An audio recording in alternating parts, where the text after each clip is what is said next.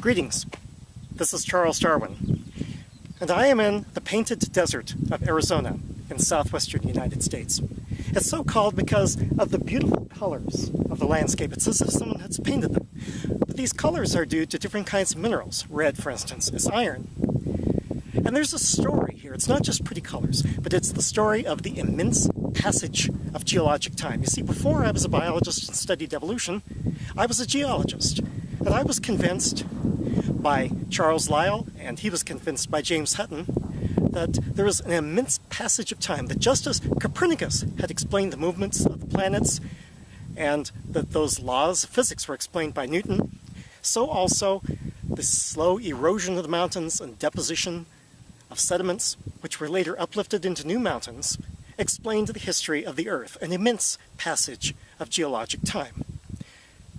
And that's what happened that produced the layers of sediments which became the rocks, which have now been uplifted and exposed. We're about 6,000 feet above sea level now.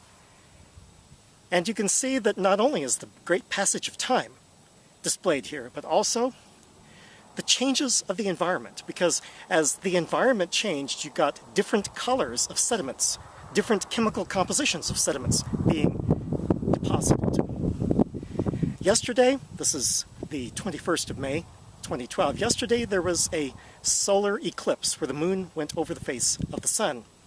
And in the old days, this was thought of as being the sun dying.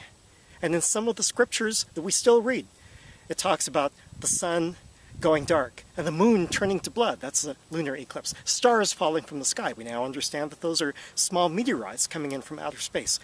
And so we now understand the history of the Earth as the long operation of natural laws. And by studying the rocks, we can tell what the different environments were at different periods of time in the past history of the Earth.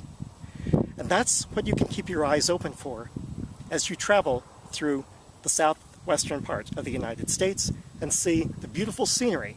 To understand the scenery and the story that the scenery reveals to us is just as important as appreciating the pretty colors of the rocks. This is Charles Darwin. Tally ho, and amen.